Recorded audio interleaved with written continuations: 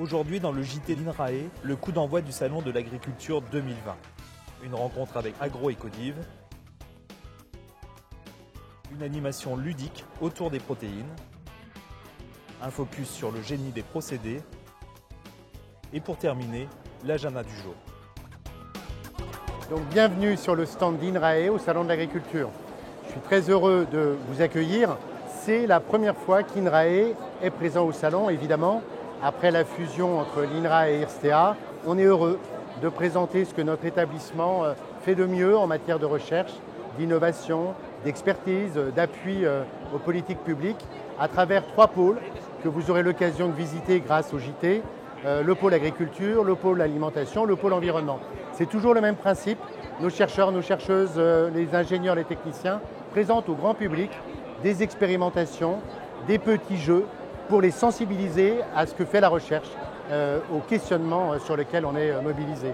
Et puis le stand d'INRAE, c'est aussi des conférences, soit professionnelles, un peu techniques, scientifiques, soit grand public.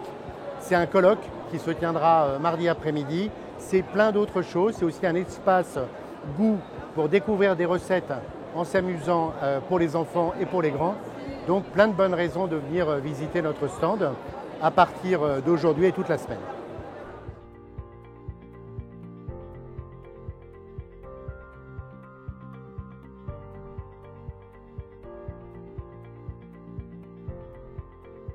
Agroecodiv, c'est un projet FEDER Région Guadeloupe porté par INRAE qui a pour objectif de construire avec les agriculteurs la transition agroécologique de l'agriculture guadeloupéenne. Le principe, c'est de mettre en interaction les agriculteurs et les chercheurs pour qu'ils définissent ensemble des bonnes orientations pour une ferme agroécologique qui s'appuie sur de la polyculture élevage en petite agriculture familiale.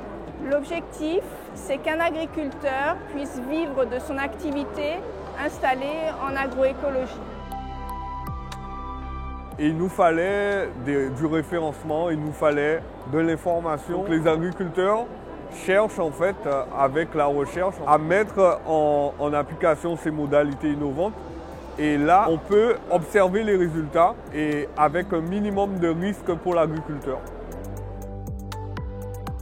Dans cette animation, on présente les besoins en protéines des populations, donc des enfants, les adolescents, les adultes, les sportifs et les personnes âgées.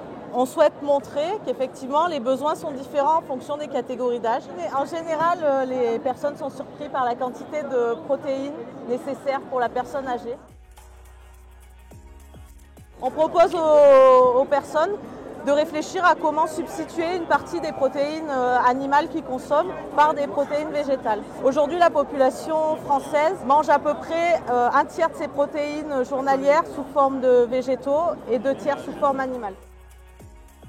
C'est intéressant. Les sportifs, ils mangent beaucoup de protéines. Les enfants, il ne fallait pas trop qu'ils mangent beaucoup de protéines. Voilà. Toi, tu manges beaucoup de protéines ? À l'INRAE, nous développons des recherches pour répondre aux enjeux sociétaux dans le domaine de l'eau, tels que la réutilisation des eaux usées traitées pour un usage d'irrigation agricole, mais aussi éventuellement pour la recharge de nappes souterraines. Nos travaux de recherche consistent à développer des procédés qui vont permettre cette valorisation de la matière et de l'énergie à partir des eaux usées.